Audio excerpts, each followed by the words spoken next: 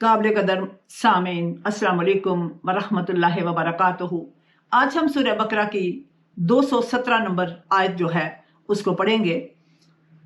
आऊज़ु बिल्लाहि मिनश शैतानिर रजीम बिस्मिल्लाहिर रहमानिर रहीम। यसअलूनका अनिश शहरिल हराम क़ितालिन फ़ीह। तवज्जो करनी है कि आज जो है अल्लाह ताला क्या हुक्म नाज़िल फरमा रहे हैं, क्या फरमा रहे हैं। लोग, ए हबीब सल्लल्लाहु अलैहि वसल्लम, लोग आपसे माह हराम में लड़ाई के बारे में पूछते हैं। कुल, आप फरमा दीजिए, क़ितालुन फ़ीह कबीर, इसमें लड़ना जो है वो बहुत संगीन जुर्म है। वसद्दुन अन सबीलिल्लाह, और अल्लाह की राह से रोकना। वकुफ्रुन, अल्लाह से कुफर करना। वकुफ्रुन बेही, अल्लाह से कुफर करना। वल मस्जिदिल हराम, और मस्जिदुल हराम का रास्ता रोकना। व इखराजो अहलिही मिनहु अकबरो इंदल्लाह, और हरम के बाशिंदों को वहां से निकालना अल्लाह के नजदीक ज्यादा संगीन जुर्म है। वल फितनतो, और फितना अंगेजी अकबरो मिनल कत्ल, खून रेजी से भी बड़ा गुनाह है। ला यज़ालूना युकातिलूनकुम, और वो तुमसे लड़ते रहेंगे। हत्ता, यहाँ तक के यरुद्दुकुम अन दीनिकुम इन इस्तताऊ, यहाँ तक के अगर इनसे हो सके तो वो तुम्हें तुम्हारे दीन से फेर दें। वमन यर्तदिद मिनकुम अन दीनिही, और तुम में से जो अपने दीन से फिर जाए। फयमुत, और तुम में से जो अपने दीन से फिर जाएगा और कुफर की हालत में मरेगा, ऐसे लोग फाउलाइका हाबितत आमालुहुम फिद दुनिया वल आखिरा, ऐसे लोगों के अमाल दुनिया और आखिरत दोनों में अकारत होंगे, यानी जाया हो जाएंगे। वाउलाइका सहाबुन्नार, ऐसे लोग ही जहन्नम रसीद होंगे, या ऐसे लोग ही अहले जहन्नम हैं। हुम फीहा खालिदून, वो हमेशा इसमें रहेंगे। तो मोअज़्ज़ज़ सामीन, मैंने इस आया मुबारका का तर्जुमा जो है आपके सामने जो है पढ़ा है। अब हम इसको देखते हैं, समझने की कोशिश करते हैं। कल की वीडियो को आपके सामने है, आप उसको जरूर मैच किया कीजिए ताकि आपको समझ आ जाए कि नफ्से मज़मून सूरह बकरा शरीफ का किस तरह जुड़े जा रहा है। अब आज की आयत में अल्लाह रब्बुल इज़्ज़त फरमा रहे हैं कि नबी पाक सल्लल्लाहु अलैहि वसल्लम से लोग हुर्मत वाले महीनों के बारे में पूछते हैं। अब आपको भी पता है कि हुर्मत वाले महीने जो हैं वो कौन से हैं।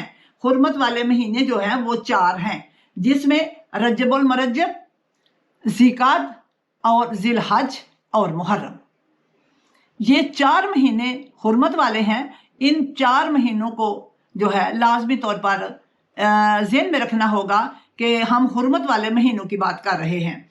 तो ये 4 महीने हुर्मत वाले, इसमें क्या है? अल्लाह फरमाते हैं कुल क़ितालुन फ़ीह कबीर, इसमें यानी कि ए हबीब, इन लोगों को बता दो कि इन 4 महीनों में लड़ना नहीं है। अब होता क्या था कि जो कुफार थे वो खुद तो इन महीनों में यानी कत्लो गारत भी करते, मुसलमानों के साथ ज्यादतियां भी करते, लेकिन जिस वक्त मुसलमान उनको जवाब देते तो वो कहते कि ये देखो, इन्होंने हुर्मत वाले महीनों की बेहुरमती की है। तो अल्लाह रब्बुल इज़्ज़त जो है वो फरमा रहे हैं कि यानी इसमें, मैंने तो कहा, अल्लाह ने तो फरमाया कि इसमें कताल नहीं करना, इसमें कताल गुनाह है। उनको पता था कि ये मुसलमानों की जो कुरान किताब है इसके अंदर लिखा हुआ है कि मुसलमानों ने नहीं लड़ना, इसलिए वो इन महीनों का फायदा उठा के कि मुसलमानों के हाथ जो है बंधे हुए हैं कि वो इन महीनों में लड़ेंगे नहीं तो हम जो है इनके ऊपर चढ़ाई कर दे। लेकिन अल्लाह ताला फरमा रहे हैं कि यानी कि जब वो चढ़ाई कर जाते हैं तो फिर तुमने यानी उनको जवाब वैसे ही देना है, क्योंकि उन्होंने पहले ज्यादती की है। जो पहले ज्यादती करेगा तो गुनाह उनके सर है। तो इसलिए कुफार ऐसे महीनों में ज्यादती करते हैं जिनमें मुसलमानों के लिए लड़ना मना होता है। ये मैंने आपको इसकी समझाने के लिए तफसीर में बात बताई है कि जो लोग किया करते हैं और अब भी करते हैं आपके सामने। ये हुर्मत वाला महीने है ना, तो हुर्मत वाले महीनों में जैसे मुहर्रम उल हराम, तो इसमें जब नबी पाक सल्लल्लाहु अलैहि वसल्लम के घर में किस कदर जो है वो घर जो है किस तरह शहीद हुआ है, تو ہم اگر کلمہ پڑھتے ہیں جس سے ہمارا تعلق ہو تو آٹومیٹیکلی ہم جو ہے وہ غمزدہ ہو جاتے ہیں. لیکن کچھ لوگ جو ہیں حرمت والے مہینے کو اس میں غم کو محسوس نہیں کرتے اور شادی کرنا جو ہے وہ کہتے ہیں بالکل ٹھیک ہے. ہمارا کوئی رشتہ دار بھی ہو، کہاں فوتگی ہو جائے، کوئی قتل ہو جائے تو ہم اس کی بھی حیا کرتے ہیں. لیکن کلمے والوں کی حیا ہمارے دل میں اتنی ہے کہ ہم کہتے ہیں کہ محرم میں جو ہے وہ شادی کرو، ہوٹل سستے ہوتے ہیں. اور کب نبی پاک نے منع کیا؟ نبی پاک صلی اللہ علیہ وآلہ وسلم کیوں منع فرمائیں گے؟ محبت میں چیزیں خود ہی واجب کرنی ہوتی ہیں تو کسی کے اوپر پابندی نہیں ہوتی. کسی کی مرضی ہے کہ وہ نبی پاک صلی اللہ علیہ وآلہ وسلم کے گھر کے غم کو محسوس کرے. کلمے سے جڑا ہوگا تو آٹومیٹیکلی محسوس کرے گا. اگر کلمے سے نہیں جڑا ہوگا تو وہ جان بوجھ کے وہ شادی کے ڈونگ رچائے گا اور اس کو دیکھ کے جتنے لوگ رچائیں گے وہ گناہ ان کے سارے ہوگا. یہ غم میں ایسے نہیں کہہ رہی کہ میں آپ کو کسی فلاں کتاب کا حوالہ دے رہی ہوں، یہ کلمے کا حوالہ دے رہی ہوں. کلمہ جس کا پڑھتے ہیں اس کی حیا بنتی ہے، اس کے ساتھ دکھ سکھ شیئر کرنا یہ بنتا ہے، یہ فطری عمل ہے. انسانیت کے بھی کچھ تقاضے ہیں. وہابی سنی شیعت سے کوئی غرض نہیں ہے. یہ نہیں کہ شیعوں نے ہی رونا ہے رلانا ہے. یعنی اپنے غم، اپنے کلمے کے غم کو خود بھی انسان کو محسوس کرنا چاہیے. تو اب یہ میں نے کہا حرمت والے مہینوں کی بات کی ہے کہ ان کو پتا تھا کہ ان مہینوں میں سال ہر سال سے لے کے ان مہینوں میں جو ہے جنگ منع تھی. تو اسی لیے جو ہے محرم کے مہینے میں جس وقت یہ واقعہ ہوا کربلا کا تو کلیئر ہو گیا کہ اتنے سالوں سے لے کے اللہ تعالیٰ ان مہینوں کو لوگوں کے اوپر جو ہے پکا کر رہا تھا کہ ان مہینوں میں لڑنا نہیں ہے. تو پھر ظاہر ہے وہ مسلمان ہی تھے کربلا میں جو لڑے. تو پھر جب وہ لڑے ہیں تو پھر امام علی مقام کو بھی جو ہے پھر اللہ نے حکم دے دیا کہ آپ بھی لڑو. تو یہ والی بات میں آپ کو بتانا چاہ رہی ہوں کہ جب کوئی حرمت والے مہینے میں زیادتی کرے گا تو پھر اس کے ساتھ لڑنے کا حکم ہے. میں نے بڑے اچھے سے مثال دے کے آپ کو سمجھا دیا کہ جس کے لیے آپ کو کسی اور دلیل کی ضرورت نہیں ہے، جس میں امام حسین علی مقام اور ان کی اولاد جو ہے پھر نکلے ہیں میدان میں، کیونکہ جب خطرہ جو ہے وہ اسلام کو ہو، لاحق ہو، تو پھر جو ہے کوئی پابندی جو ہے وہ مہینوں کی وہ جو ہے واجب نہیں ہوتی جب کوئی پہلے آغاز کر لے.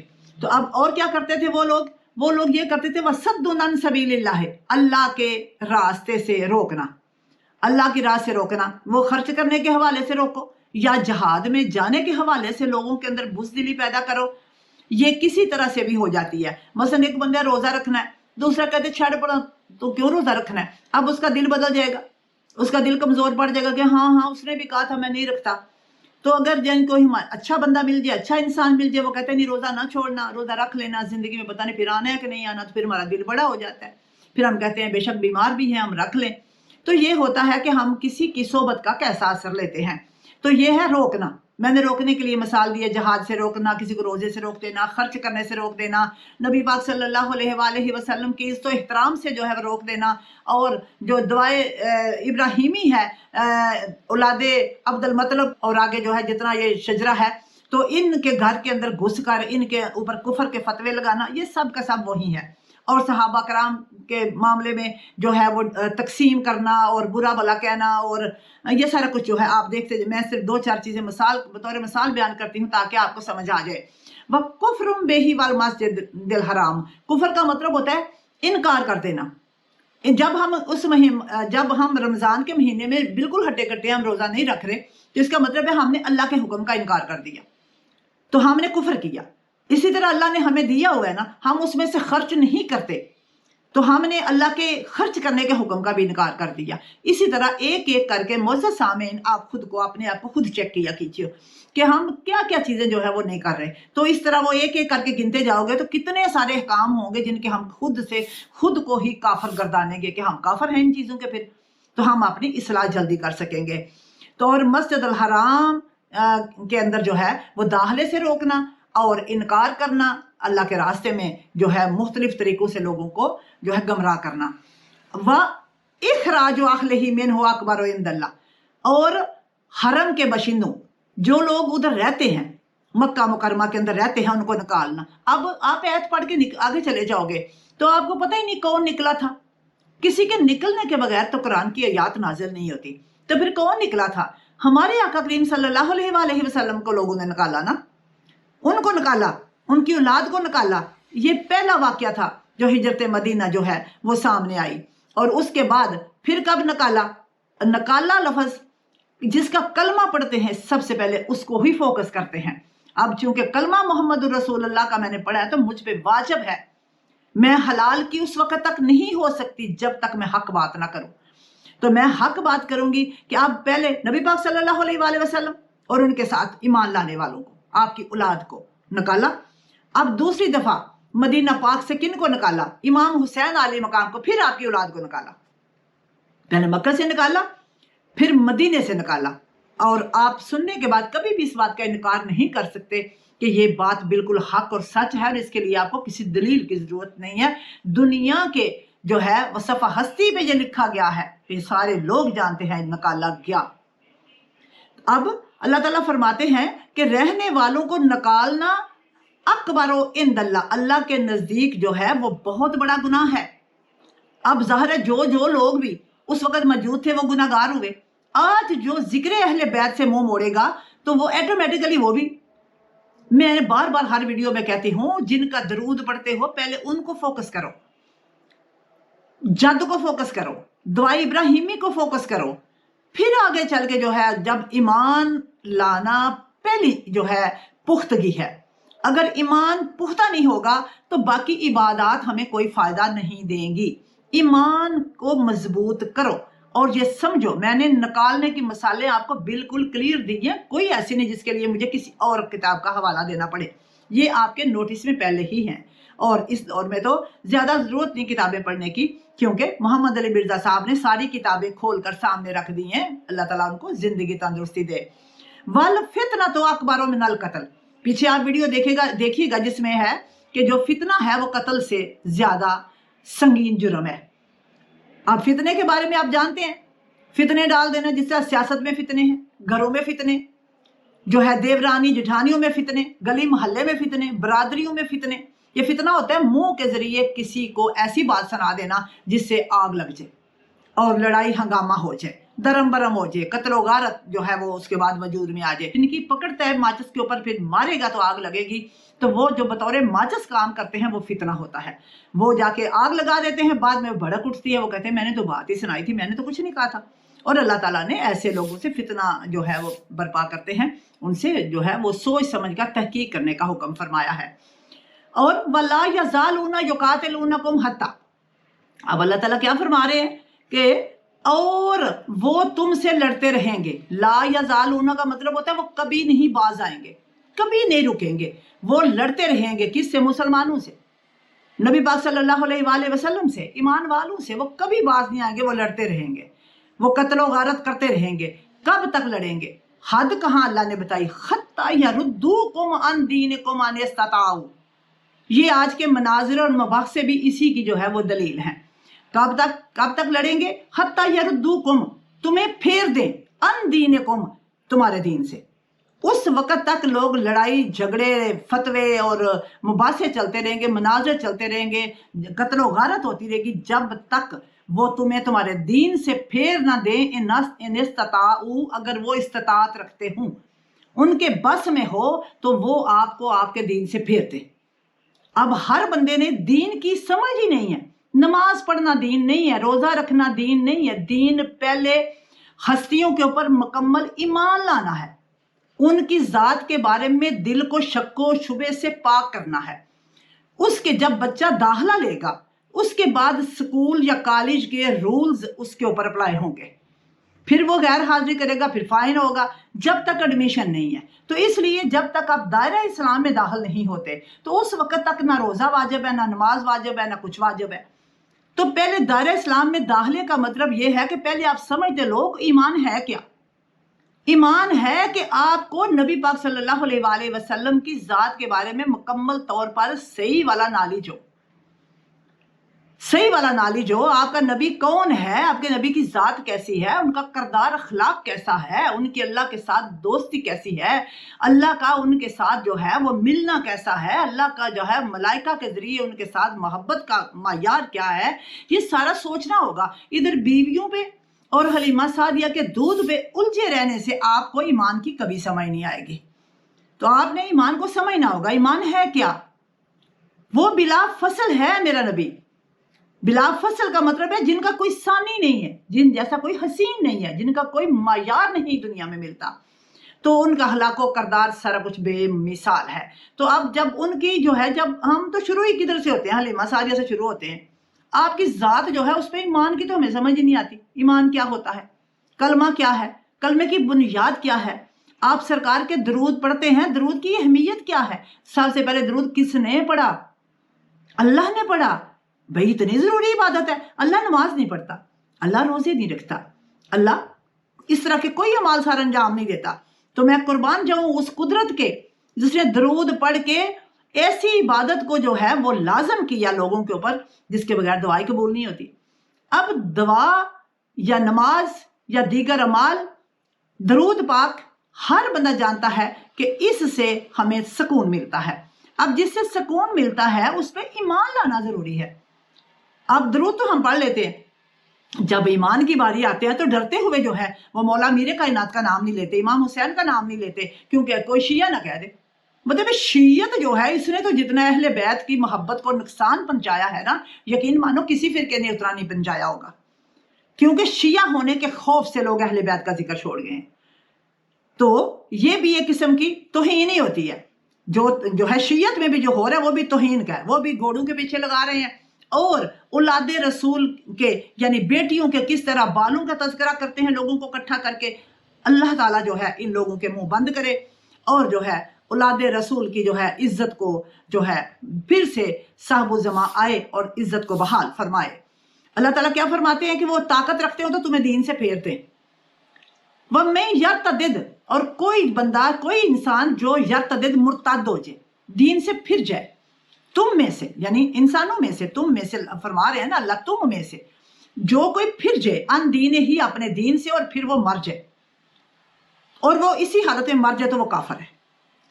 یعنی دین سے پھر جانا، ہمیں تو پتہ ہی نہیں ہمارا دین کیا ہے، ہم تو صرف اتنا ہی سمجھتے ہیں وضو کر کے تو سجدے دے دیے اور نمازی بن گئے، ہمیں دین کی تو بیس کا تو پتہ ہی نہیں ہے۔ ہمیں جدھر کوئی کہ ہم ادھر تویز کرانے چل پڑتے ہیں۔ ایمان کی بنیاد نہ ہو نا تو پھر اسی طرح انسان کبھی کسی کی قبر پہ جا رہا ہے تویز کرانے، تو کبھی کسی بابے کے پاس جا رہا ہے، کیونکہ بنیاد جو کوئی نہیں ہے۔ بنیاد ہو تو میرے اللہ کا نام کافی ہے، میرے آقا کا نام کافی ہے۔ ان ناموں کے اندر اپنی دنیا آخرت تلاش کیجیے۔ اسماء گرامی جو ہے اللہ اور رسول کے، ان کے اندر ہی سارا کچھ چھپا ہوا ہے، لیکن ہم جو ہے غور نہیں کرتے اور ہمیں جو ہے الٹے راستے پہ ڈال دیا گیا ہے۔ اب اللہ تعالیٰ کیا فرماتے ہیں؟ وہ لاکھ نمازیں پڑھتا تھا، اس نے حج کیے ہوئے تھے، اور وہ جو ہے وہ دل میں ایمان کی مضبوطی نہیں تھی، اور وہ مرتد ہو گیا، تو اللہ تعالیٰ فرماتے ہیں فَأُولَٰئِکَ حَبِطَتْ أَعْمَالُهُمْ، تو اس کے سارے اعمال دنیا آخرت میں برباد کر دیے جائیں گے۔ اب پتہ چلا کہ ایمان کی بنیاد کیا ہے، اعمال بعد کا کام ہے۔ اب دیکھو نا کہ نماز مکے میں تو آخری ایام میں لوگوں نے، کفار نے پڑھنے نہیں دی۔ نماز کی پابندی 5 وقت کی تو مدینہ پاک سے شروع ہوئی ہے، اور مدینہ پاک میں ٹوٹل نبی پاک صلی اللہ علیہ وآلہ وسلم کی جو ہے 10 سال اور کچھ جو ہے وہ 12 سال کے راؤنڈ اباؤٹ جو ہے ادھر کا عرصہ ہے آپ صلی اللہ علیہ وآلہ وسلم کا۔ اور مدینہ پاک کے اندر ہی جو ہے ازواج کی تعداد بھی لوگوں نے اتنی زیادہ بڑھا دی ہے، یعنی کہ نبی پاک صلی اللہ علیہ وسلم 10 سال کے اندر اتنی جو ہے وہ ازواج بھی ہو گئی، اور اس کے بعد جو ہے وہ نمازوں کا حکم بھی ادھر ہی ہوا۔ اور توجہ کرنی ہے کہ جب آپ علیحدہ کیا آپ کو پتا ہے کہ نبی پاک صلی اللہ علیہ وآلہ وسلم نے مکے میں کتنا جو ہے وقت گزارا؟ 50 سال سے اوپر کا عرصہ جو ہے مکے میں گزارا۔ تو کل آپ کی جو ہے وہ حیات طیبہ کتنی ہے؟ 63 سال اور کچھ مہینے اور کچھ دن۔ تو یہ ہے کہ آپ نے صرف غور کرنا ہے، توجہ کرنی ہے کہ آپ کو اپنے نبی کے بارے میں نالج ہو، کوئی ایمان کی پختگی ہو۔ اللہ فرما رہے اللہ تعالیٰ کہ پہلے ایمان تو لے آؤ نا، تو پھر یہاں اگر نہیں ایمان اور تو مرتد ہو جاؤ گے۔ ہمیں کوئی بھی وہابی سے سنی کر لے گا، سنی سے شیعہ کر لے گا، شیعہ سے جو ہے وہ کافر کر دے گا، کیونکہ ہمیں اپنے آقا کے بارے میں علم ہی نہیں ہے، ہمیں سمجھ ہی نہیں ہے کہ ہم کیا کر رہے ہیں۔ تو پھر دنیا آخرت میں ہمارے اعمال، وہ روزے، وہ خیراتیں، وہ صدقے سب ضائع ہو جائے گا۔ اور جو ہے وَأُولَٰئِکَ أَصْحَابُ النَّارِ، اور یہی لوگ جو ہے وہ اہل جہنم ہیں، ہم فیہا خالدون، اس میں پھر ہمیشہ رہیں گے۔ تو آج کے اس ایک آیت میں ہم نے جو ہے اتنا زیادہ علم حاصل کر لیا ہے، اور اچھی طرح میں نے آپ کو اس میں سمجھا دیا ہے، اور آپ نے سمجھنے کی کوشش کرنی ہے کہ میں آپ کے گوش گزار کیا بات کرنا چاہ رہی ہوں۔ جس کا کلمہ پڑھتے ہیں اس کے بارے میں نالج ہونا چاہیے، علم ہونا چاہیے۔ اس طرح نہیں ہوتا کہ ہم جو ہے وہ بھی جو ہے اللہ تک پہنچا دیتے ہیں، وہ بھی اللہ، میں اگر بات کر رہی ہوں یا کوئی اور دنیا میں اتنے لوگ کر رہے ہیں، سب کا کام ہے آپ سب کو علم فراہم کرنا. کوئی زیادہ پڑھا ہوا ہو تو اس سے ضروری نہیں ہے کہ علم پھیل جائے. بھئی دل میں کس کی بات اترتی ہے، کس کی بات سمجھ آتی ہے، یہ اللہ کے ہاتھ میں ہے کہ وہ کس کی آواز میں آپ کے لیے ہدایت لکھتا ہے، تاثیر پیدا کرتا ہے. تو تاثیر اور آواز کس کی اثر کرتی ہے، یہ ہر بندے کی اپنی شناخت ہوتی ہے. تو سن کے اپنے ایمان کو مضبوط کرنا آپ کے اپنے ہاتھ میں ہے، اور جو ہے آپ نے غور کر کے سوچ کے تو اپنے ایمان کی مضبوط ترین بنیاد رکھ کے پھر اعمال کو سر انجام دینا ہے. امید کروں گی کہ آپ ضرور جو ہے محبت کے ساتھ ویڈیو کو سنو گے اور لائک بھی کرو گے اور سبسکرائب بھی کرو گے، تاکہ مجھے اندازہ ہو سکے کہ آپ لوگ جو ہیں کتنی محبت سے سن رہے ہو، اور میرا زیادہ پیار اور محبت سے جو ہے بات کرنے کو دل کرے. آپ کا لائک کرنا میری حوصلہ افزائی جو ہے وہ بڑھا دیتا ہے. اجازت چاہوں گی. السلام علیکم ورحمۃ اللہ وبرکاتہ.